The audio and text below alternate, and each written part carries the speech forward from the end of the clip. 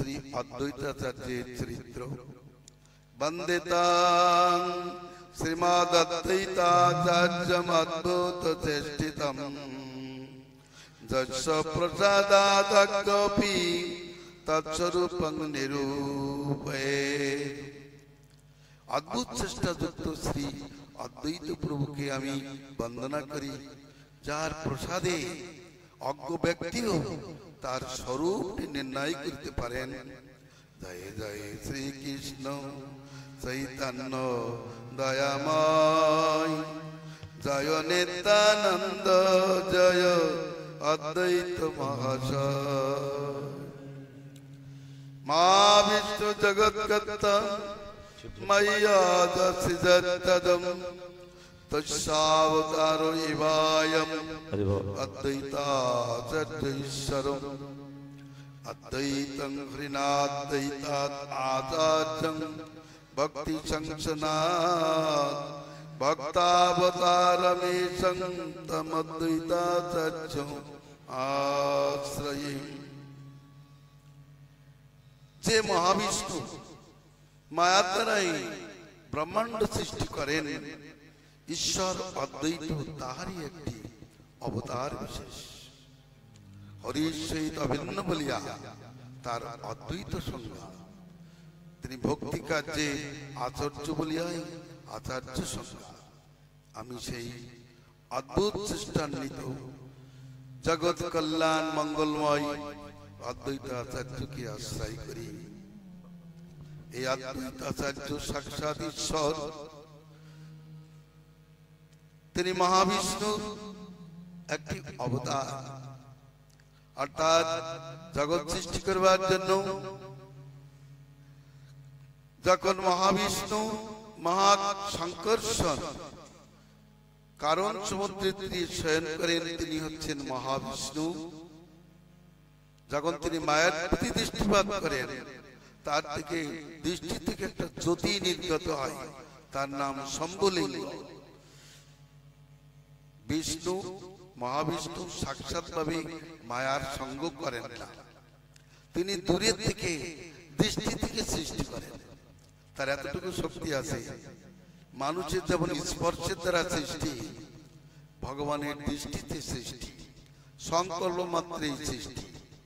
অতএব তিনি দৃষ্টি দিয়ে দিলেন, দৃষ্টির থেকে জ্যোতি নির্গত হলো, সেইটি হচ্ছে শম্ভুলিঙ্গ, সেইটি সদাশিব মূর্তি। তিনি মায়াকে স্পর্শ করতেই কবিতি ধর্মিনী মায়া অনন্ত কোটি ব্রহ্মাণ্ডকে প্রসাদ করিল, এবং সেই সঙ্গে সঙ্গেই প্রভু তার মধ্যে একাক মূর্তিতে প্রবেশ করিলেন। অতএব বললেন অদ্বৈতাচার্য তিনি হচ্ছেন উপাদান কারণ জগতের, আর নিমিত্ত কারণ হলেন মহাবিষ্ণু। মহাবিষ্ণু নিমিত্ত কারণ, আর উপাদান কারণ শ্রী অদ্বৈত প্রভু, তাহার থেকেই সৃষ্টি। অপায়ে উপাদানম। তাহলে আপনে পুরুষ বিশ্বের নিমিত্ত কারণ, অদ্বৈত রূপে উপাদান হয় নারায়ণ।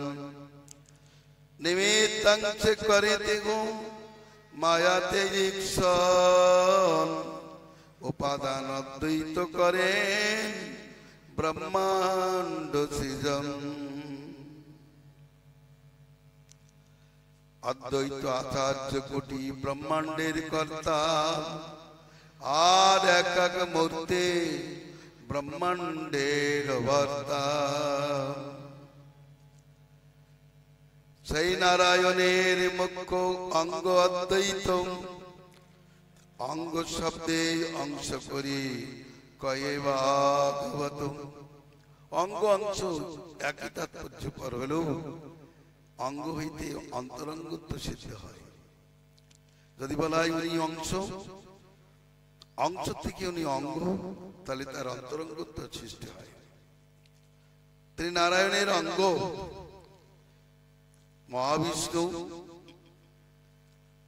তিনি অদ্বৈত গুণধাম রূপে জগতে অবতীর্ণ হয়ে জগৎকে সৃষ্টি করে জগৎবাসীকে গীতা ভাগবতের তাৎপর্য বুঝিয়েছেন। জীব জাতিকে যখন কৃষ্ণ ভক্তিতে প্রবর্তিত করতে পারছেন না, তখন তিনি কান্নাকাটি করেছেন, ভগবানকে ডেকেছেন, ভগবান তুমি এসো, আমি জীবকে পালন করতে পারছি না। যেমন দেখা যায় সংসারে পুত্র কন্যাদের জন্ম দিয়েছে, তারা পিতার কথা শুনছে না, তখন একজন উপযুক্ত শিক্ষকের কাছে তাদেরকে দিলে তারা সেই শিক্ষা লাভ করে।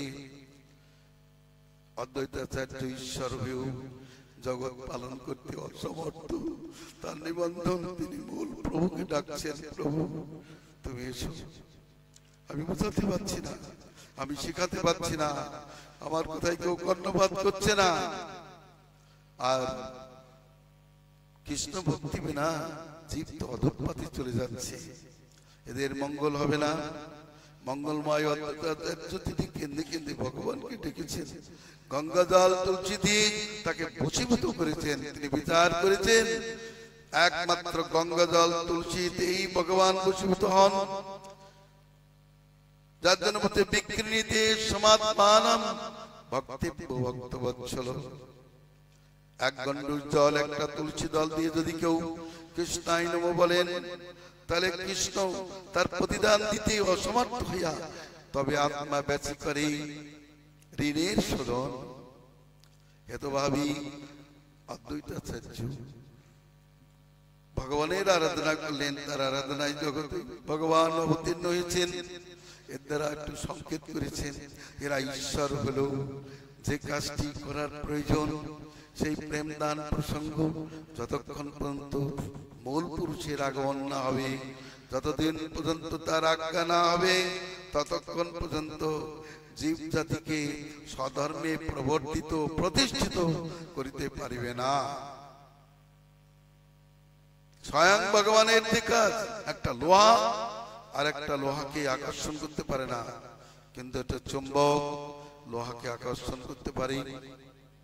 ভগবানের মধ্যে এক চুম্বক শক্তি রয়েছে, স্বয়ং ভগবানই, সেটা অন্য কোনো অবতারের মধ্যে নাই। সর্বাকর্ষক সর্বাহ্লাদ মহারাজায়ন, আপনার বলে কলে সর্ববিস্মাপন, সকলকে ভুলিয়ে দেন। অতএব তিনি ডাকতে লাগলেন, তার হুঙ্কারে কুর সুন্দর এসেছেন।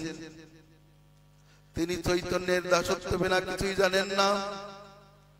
যদিও চৈতন্য মহাপ্রভু মাধবেন্দ্রপুরী শিষ্যগণে তাকে গুরু বুদ্ধিতে প্রণাম করেন, কিন্তু তা তিনি স্বীকার করতে চান না। তিনি বলেন, গৌর আমার প্রভু, আমি তার ভিত্ত, আমি অন্য কোন সম্বন্ধ মানি না, জানি না। তার একই কথা, কৃষ্ণদাস হও জীব, কৃষ্ণদাস হও, কৃষ্ণদাস অভিমানে দিয়ে আনন্দ সিন্ধু, কোটি ব্রহ্ম চোখ নহে তারি এক বিন্দু।